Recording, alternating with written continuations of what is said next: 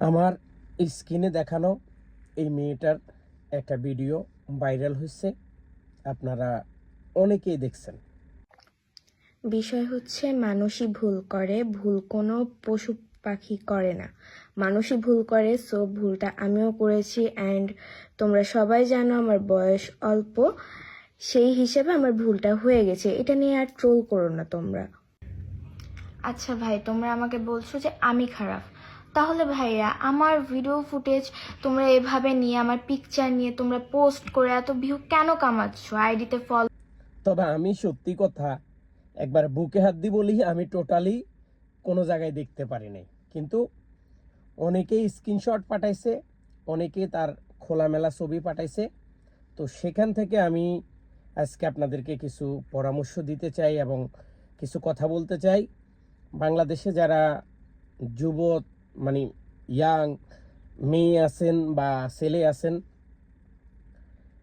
আর বিশেষ করে ইমু এবং হোয়াটসঅ্যাপ, মেসেঞ্জার, যেগুলোর মধ্যে ভিডিও কলের মধ্যে কথা বলা যায়, এই সফটওয়্যারগুলা আমাদেরকে যতটুকু উপকার করছে তার চাইতে কিন্তু আমাদের বেশি ক্ষতি করছে। বিশেষ করে প্রবাসীদের রক্ত চুষে খাচ্ছে।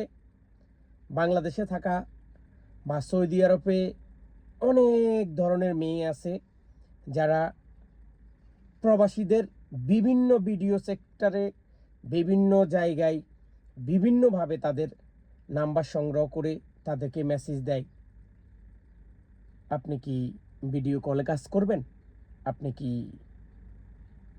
কাজ করতে আগ্রহী, আপনি কোথায় থাকেন, বা আপনার ফ্যামিলিতে কে আছে, বা আপনি কি করেন, এই সমস্ত কথাগুলো বলে আস্তে আস্তে আপনার সাথে সে কাছে আসে। আর এই কাছে আসাটাকে পুঁজি করে এক সময় সে আপনাকে খারাপ একটা পিকচার পাঠাই দেয়, বা যে কোনো একটা পিকচার আপনাকে সে দেয়, দেওয়ার পরে বলে এটা আমার ছবি, আমি দেখতে এরকম, আপনি কি আমার সাথে রিলেশন করবেন, বা আপনি কি আমার সাথে এগুলা করবেন। আমি কিন্তু আসলে সবার সাথে করতে রাজি না। আমি আপনার ইউটিউব, ফেসবুক আপনাকে দেখছি, আপনাকে খুব ভালো লাগে। আমি আসলে গরিব সন্তান, আমার মা অসুস্থ, বাবা অসুস্থ, বা আমি পরীক্ষার টাকা পয়সা জোগাড় করতে পারি না, এখন এই জন্য এই কাজে নামছি। তো আমি আজকে ওই বিষয়টা কথা বললাম না, আমি শুধু এই বিষয়টা নিয়ে কথা বলি, এই মেয়েটাকে নিয়ে কথা বলি। এই মেয়েটার দেখতে কিন্তু মেয়েটার সাইজ এতটুক, এই মেয়েটা দেখতে এতটুক, কিন্তু এই মেয়েটার ভিতরে একটা বড় সাগর আছে। এই সাগরটা এত বড় যে মেয়ের বয়স, মেয়ে নিজের মুখের কথা যে তার বয়স কম, আমিও বলি তার বয়স কম, ঠিক আছে, কিন্তু তার কথাবার্তা, চালা চরিত্র, তার ভিডিও, খারাপ ভিডিও এটা না। আপনারা আবার কোন দিকে নিতেছেন, খারাপ ভিডিওর কথা বলতেছি না, তার প্রত্যেকটা ভিডিও আমি দেখছি, প্রত্যেকটা কথা তার আমি দেখছি, প্রত্যেকটা ল্যাঙ্গুয়েজ তার আমি দেখছি, এবং যেই ছেলেটার সাথে সে কমেডি করে বা যেই ছেলেটার সাথে সে ভিডিও বানায়, এমন লেভেলে কথা বলে, আমার মনে হয় পুরো বাংলাদেশে যেটা না জানে এটা এই মেয়ে জানে। তো কার সাথে ভিডিওতে কাজ করছে বা ভিডিও করছে অথবা ভিডিও বানাইছে, সেটা এক পর্যায়ে ভাইরাল হয়ে গেছে। কারণ এই ভিডিওগুলো কখন ভাইরাল হয় জানেন?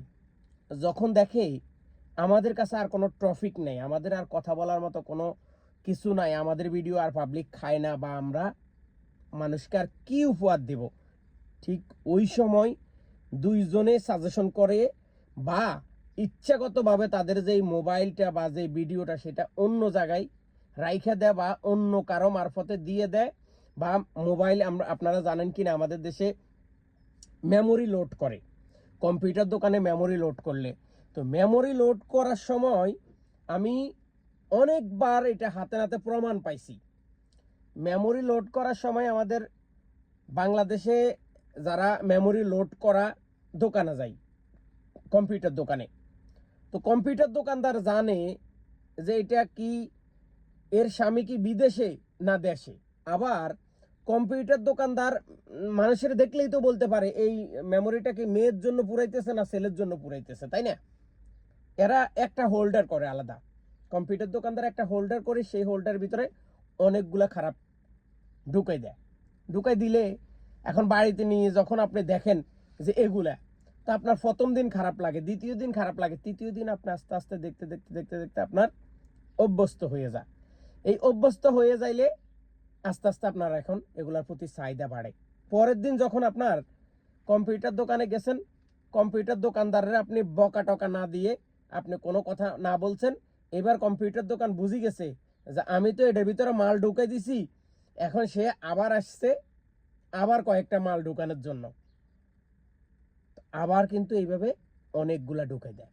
তো ঠিক এইভাবে আমাদের দেশের যখন মেমোরি সিস্টেম ছিল, আমি ওই সময়ের কথা বলতেছি, মেমোরিতে কিন্তু এরকম কম্পিউটার দোকানদার কিন্তু প্রচুর পরিমাণ খারাপ ভিডিও দিত। তো এখন সেই জমানা চলে গেছে, এখন জমানা শুরু হয়েছে কি imo call, video call, audio call, এগুলার ভিতরে এখন অনেক খারাপ কাজ চলে। এই খারাপ কাজের মধ্যে যারা যুক্ত হয়েছে বা যারা একবার কোনো মেয়ের কথা ধইরা ভিডিও কলের মধ্যে আসছে, আসার পরে মেয়ে কোনোভাবে তার ভিডিওটা স্ক্রিনশট করছে অথবা তার ভিডিওটা রেকর্ড করছে, সেই রেকর্ডটা দিয়ে দিয়ে বারবার ওই মানুষটার কাছ থেকে টাকা পয়সা হাতিয়ে নিতেছে। আর এটা বিশেষ করে সৌদি আরবের মধ্যে হইতেছে। এটা বাংলাদেশের একটা চক্রান্ত আছে, বাংলাদেশে বসে এক জায়গা থেকে এগুলা প্রচার করা হয়, কিন্তু জায়গাটা আসলে খুঁজে বাইর করতে পারি না। কিছু কলেজের মেয়েরা আছে যারা একটা মনে করেন একটা ক্যাবিনেট বানাই নিছে, যেমন একটা বড় ফ্ল্যাট বানানি, ওইটার ভিতরে এইগুলার লাই আলাদা আলাদা করে সবকিছু বানাই নিছে। এক একটা মেয়ের কাছে 4টা 5টা করে মোবাইল, প্রতিদিন 4টা 5টা ছেলেদেরকে সময় দেয়, সময় দিয়ে এদের কাছ থেকে ইনকাম করে। ওই ইনকামের ফার্স্টে মানে ওদের সাথে জড়িত যারা তাদেরকে কিছু ফার্স্ট মানে পার্সেন্ট দেয়, দিয়ে তারা এই ওই রুমে ওই জায়গায় ওই ফ্লাইটে বসি মানে ওখানে থাকি এই কাজগুলা করে। তো যাই হোক, এখন এই মেয়েটার কথা আমি কেন বলতেছি, এই মেয়েটার কথা বলা আমার কোনো দরকার নাই। আপনারা জানেন আদনান তোহা একবার এগুলা করি তারা ভাইরাল হই, এখনো মানুষের সামনে চোখ কিভাবে দেখা আমি বুঝতেছি না। আবার এখন এই মেয়েটা হঠাৎ করে আবার নতুন করে ভাইরাল হয়েছে, মানুষের আবার নিজে ভিডিও করি মানুষের কি বলে, ভুল তো মানুষই করে, এটা হয়েছে সেটা হয়েছে, আপনারা আমার ভিডিও নিয়ে আমার ছবি নিয়ে কেন ভিডিও বানান, এই ধরনের কথাবার্তা বলে। আসলে আমাদের সমাজকে তারা যে কোন লেভেলে নিয়ে যাচ্ছে, এই সমাজটাকে কি করতেছে, এটা আসলে দেখার মতো কেউ নাই। আর বাংলাদেশের এমন একটা অবস্থা, যেই কেউ মানে ফেসবুক খুলতেছে, যেই কেউ ভিডিও বানাইতেছে, কন্টেন্ট বানাইতেছে, যেই কেউ এই খারাপ কাজের সাথে জড়িত হয়ে যাইতেছে, প্রশাসন বা এদেরকে দেখার মতো কেউ নাই, এদেরকে দেখার মতো কেউ নাই, এদেরকে শাসন করার মতো কেউ নাই, এদের পরিবার ফ্যামিলি এদেরকে কেন জনসাধারণের সামনে জুতা ফিডা করে না, কেন জনসাধারণের সামনে এগুলার এই সমাজ থেকে এগুলারে বাইর করে দেয় না, আমি বুঝতেছি না। আমার মাথা কোনো রকম কাজ করতেছে না। আপনাদের মাথায় কাজ করলে আপনারা কমেন্ট করেন।